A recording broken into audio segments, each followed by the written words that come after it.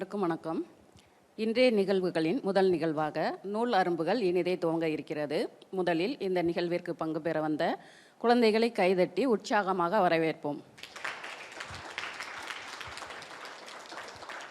இன்றைய நூல் அரும்புகள் என்ற நிகழ்வின் முதலாவதாக ஜே.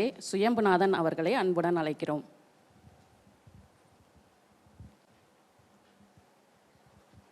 அனைவருக்கும் வணக்கம். இன்று நான் உங்கள் பேச வந்துள்ள தலைப்பு மனதை தொட்ட மன்னர் கதை. இதில் ஒரு பாகம் பாரி. எல்லா மலமும் கொண்ட நாடு பரமு நாடு. இந்த நாட்டை ஆண்டன் மன்னன் பாரி. இப்பாரி மன்னன் வீரம் மிகுந்தவன், அருள் கொடைவமும் இருந்தவன். தன்னை நாடி வந்த புலவர்களும் கூந்தர்களும் பாணர்களும் விரலியர்களும் இவர்களை போன்ற கலைஞர்களுக்கும் தனது முன்னூறுகளை பரிசாக வளையவர்கள். இவர்களை இவன் ஒரு முறை நாட்டு வளம் காண தன் தேரில் ஏறி சென்றான். அவ்வழியிலேயே பச்சை சென்று இயற்கை காட்சிகளும் பச்சைப்பட்டு விருந்தர்களும் பாரியின் கண்ணை வெகுவாய் கவர்ந்தன. பாரி பரம்புமலைக்கு திரும்பி வரும்போது பாரியின் கண்ணில் நன்கு வளர்ந்திருக்கும் முல்லைக்கொடி பாறையில் பட்டது. அக்கொடிக்கு உதவி நினைத்தான் பாரி. சுற்றி பார்த்தான். பாரிக்கு எந்த கொம்புகளும் கிடைக்கவில்லை. யோசித்தான். தான் வந்த பொன்னால் செய்யப்பட்ட தேரை பாரி முல்லை கொடி பக்கத்தில் நிறுத்தி அக்கொடிக்கு படர்வதற்காக வழி செய்தான். விலைமதிப்பு இல்லா தேரை பாரி முல்லை பக்கத்தில் நிறுத்தி முல்லை கொடியை படர செய்தான். விலைமதிப்பே இல்லா தேரை பாரி முல்லைக்கொடியின் பக்கத்தில் நிறுத்தினான். அதை பார்த்து மக்கள் பாரியை புகழ்ந்து பாடினார்கள். இத்தகைய பாரி நண்பன் கபீர் ஆவார். கபீர் வைகை ஆற்றை திருவிழாவூரில் ஓவியங்களை மற்றும் பாடல்களை தீட்டி காட்டும் மிக்கவர். சேர சோழ பாண்டியர்கள் பாரியை பார்த்து பொறாமைப்பட்டார்கள். அவர்களை மூவேந்தரும் சென்று பாரியை எதிர்த்து நின்றார்கள். நன்றி.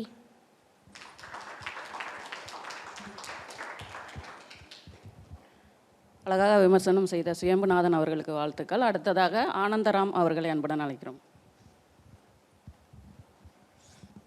அனைவருக்கும் வணக்கம். நான் இன்று உங்கள் முன் பேச வந்துள்ள தலைப்பு தெனாலிராமன் கதையிலிருந்து ஒரு பாகம், அரசவை விகடகவி ஆக்குதல். அன்று கிருஷ்ணதேவராயரின் அரண்மனை அமர்கலப்பட்டு கொண்டிருந்தது. அறிஞர்களும் பெருமக்களும் அரண்மனையில் கூடியிருந்தனர். தெனாலிராமனும் ஒரு ஆசனத்தில் அமர்ந்தான். மன்னர் கிருஷ்ணதேவராயர் வந்தவுடன் சபை கூடியது. வேட்டூரில் இருந்து வந்த தத்துவஞானி விழாவை தொடங்கி வைக்க விவாத மன்றத்தை ஆரம்பிக்க சொன்னார்.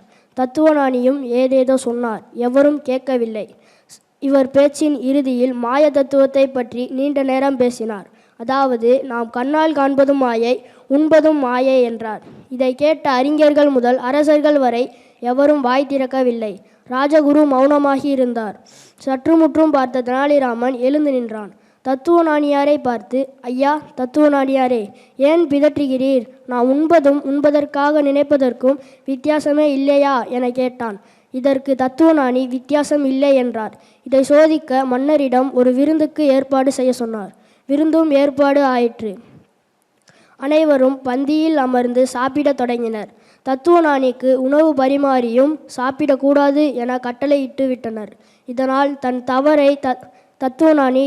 தன் தவறை உணர்ந்தான். இதை பார்த்த அரசர் தெனாலிராமனின் திறமையை பாராட்டி பொன் பரிசளித்தது மட்டுமல்லாமல் அன்று முதல் அவரது அரசவையை விகடகவியாக்கினார். இந்த புத்தகத்தை வாசிக்க வாய்ப்பளித்த கலைஞர் நூற்றாண்டு நூலகத்திற்கு எனது மனமார்ந்த நன்றியை கூறி விடைபெறுகிறேன். நன்றி, வணக்கம். அழகாக விமர்சனம் செய்த ஆனந்தராம் அவர்களுக்கு வாழ்த்துக்கள். அடுத்ததாக முத்தமிழ் அரசி அவர்களை அன்புடன் அழைக்கிறோம். இங்குள்ள அனைவருக்கும் காலை வணக்கம்.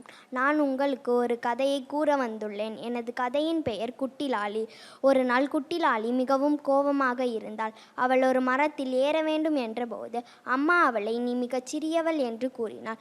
அவள் ஒரு சைக்கிளை ஓட்ட ஆசைப்பட்டாள். அப்போது அப்பா அவளை நீ மிகச் சிறியவள் என்று கூறினார். அவள் ஒரு ஊஞ்சலில் மிக உயரமாக ஆட வேண்டும் என்று ஆசைப்பட்டாள். அப்போது ஆசிரியர் அவளை நீ மிகச் சிறியவள் என்று கூறினார். உண்மையிலேயே நான் குட்டியாக இருந்தால் என்ன என்று லாலி யோசித்தாள். என்னால் மலர் படுக்கையில் நாள் முழுவதும் தூங்கவும் முடியும். என்னால் நத்தையின் வீட்டை வண்ணம் பூசவும் முடியும். என்னால் சாணி வண்டு போல உருளவும் முடியும். என்னால் வெட்டு கிளியுடன் பாடவும் முடியும். பெரிய மரம் கூட ஏறவும் முடியும். என்னால் முடியாதது எதுவும் இல்லை. முயற்சி செய்தால் எல்லாம் முடியும். முயற்சியே திருவினையாகும். எமக்கு பேச வாய்ப்பளித்த இந்த கலைஞர் நூற்றாண்டு நூலகத்தின் பொறுப்பாளர் ஒவ்வொருவருக்கும் எனது மனமார்ந்த நன்றியை தெரிவித்துக் கொள்கிறேன். அழகாக விமர்சனம் செய்த முத்தமிழ் அரசிக்கு வாழ்த்துக்கள். அடுத்ததாக யுவஸ்ரீ அவர்களை அன்புடன் அழைக்கிறோம். இங்கு கூடியுள்ள அனைவருக்கும் என் காலை வணக்கம். இது என் நிறம் என்ற தலைப்பில் உங்களுக்கு ஒரு கதை கூற வந்துள்ளேன். ஒரு நாள் ஒரு சிறுவன் யாருடைய நிறம் பச்சை என்று கேட்டான். அதற்கு கிளி கீச் கீச் என்று இது என்னுடைய நிறம் என்றது.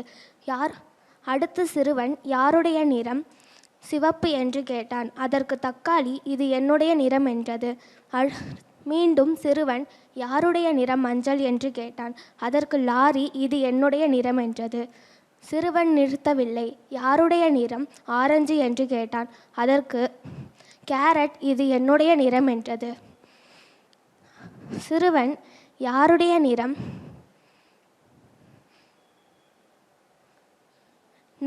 நீலம் என்று கேட்டான். அதற்கு நீர் இது என்னுடைய நிறம் என்றது.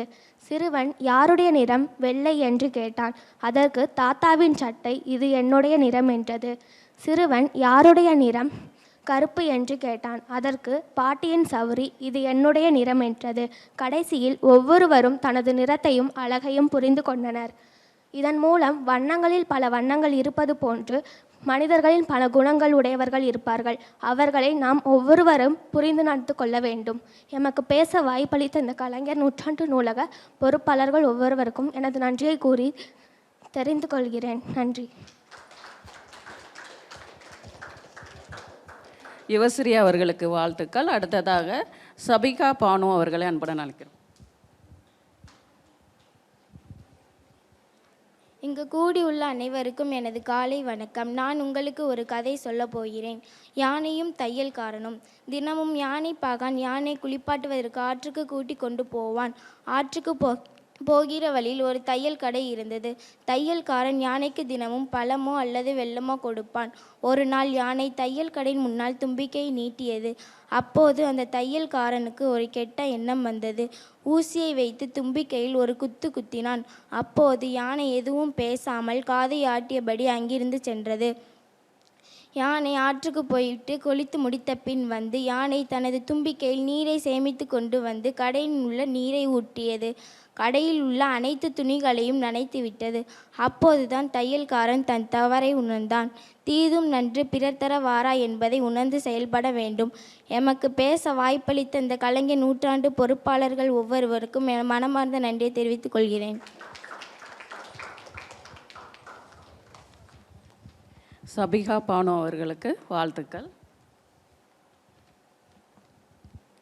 நூல்களை விமர்சனம் செய்த குழந்தைகளுக்காக அடுத்து நற்சான்றிதழ் வழங்க நமது சிறப்பு விருந்தினர் மற்றும் நூலகர் மற்றும் தகவல் அலுவலர் அவர்களையும் துணை நூலகர் மற்றும் தகவல் அலுவலர் அவர்களையும் அழைக்கிறோம்.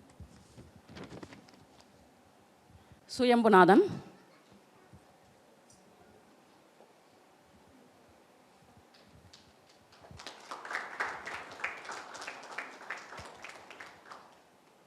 ஆனந்தராம்,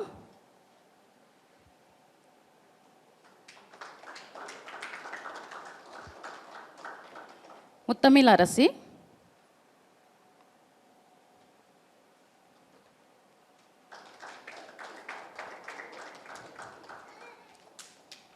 யுவஸ்ரீ,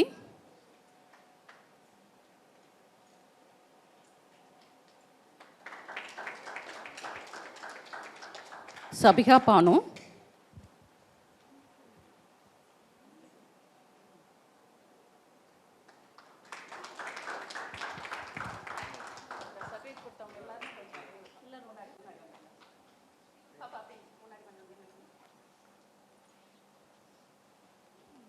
சர்டிஃபிகேட் அப்படி காமிங்க.